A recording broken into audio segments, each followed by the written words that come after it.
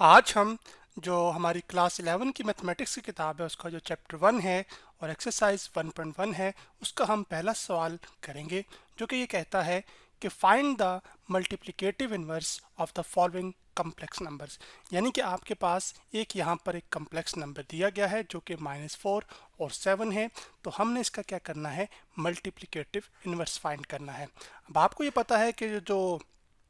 Complex number होता है जिसको हम जी से रिप्रेजेंट करते हैं वो हमारे पास बराबर होता है आपके पास a प्लस बी अयोटा के, जिसमें जो a है हमारे पास ये आपके पास उस कम्प्लेक्स नंबर का रियल पार्ट है। जैसे कि इस नंबर में हमारे पास आपके पास जो -4 है वो हमारे पास एक रियल नंबर है, जबकि जो 7 है वो आपके पास इमेजिनरी है। तो मैं यहाँ पर उसको लेबल भी कर देता हूँ। अब हमने क्या करना है कि हमने इसका मल्टीप्लिकेटिव इन्वर्स मालूम करना है। मल्टीप्लिकेटिव इन्वर्स हमारे पास एक ऐसा नंबर होता है कि जब उसको इस नंबर से मल्टीप्लाई किया जाए, फॉर एग्जांपल कम्प्लेक्स नंबर से,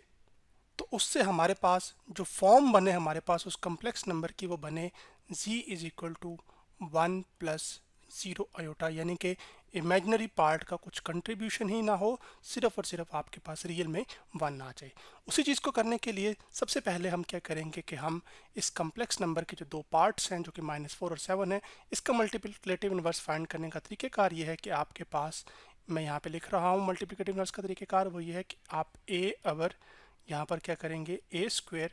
प्लस बी स्क्वेयर, और इसी तरह जो आपके पास ये तो एक पार्ट हो गया, एक हिस्सा है इसका, फिर आप कॉमन डालेंगे यहाँ पर, उसके बाद यहाँ पर -b और डिवाइडेड बाय आ जाएगा आपके पास a square plus B square. इसका मतलब है यहाँ पर आपके पास जो a और b की वैल्यूज़ हैं, सबसे पहले आपने क्या करना है, उनके स्क्वेयर्स करने हैं और उनको सम कर लेना है। तो मैं आपके सामने यहाँ पर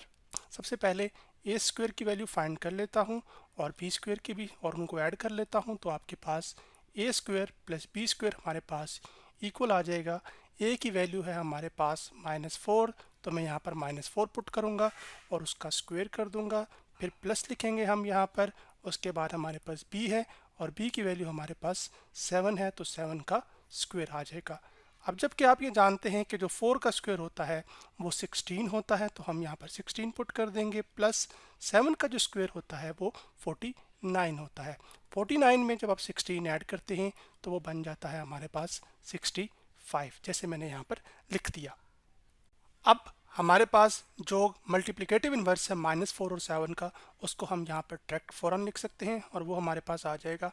ये फॉर्मूला था जिसमें a की वैल्यू हमारे पास कितनी है, वो आपके पास -4 है, तो हम यहाँ पर -4 पुट कर देंगे, डिवाइडेड बाय आपके पास क्या है, a square plus B square, और उसकी वैल्यू हमारे पास निकल कर आई है 65, तो मैं यहाँ पर 65 पुट कर दूंगा। फिर हम कॉमन डालेंगे यहाँ पर, उसके बाद माइनस साइन डालेंगे, और जो b की वैल्यू है हमारे पास वो 7 है, तो मैं यहाँ पर 7 पुट करूँगा और डिवाइडेड बाय कर दूंगा आपके पास ए स्क्वेयर प्लस बी स्क्वेयर की जो वैल्यू का आंसर था हमारे पास वो 65 आया था। तो ये हमारे पास मल्टीप्लिकेटिव इन्वर्स निकल कर आ चुका है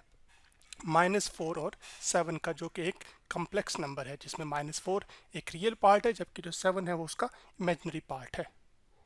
तो आज हमने ये सीखा कि मल्टीप्लिकेटिव इन्वर्स किसी कम्प्लेक्स नंबर का कैसे निकालते हैं।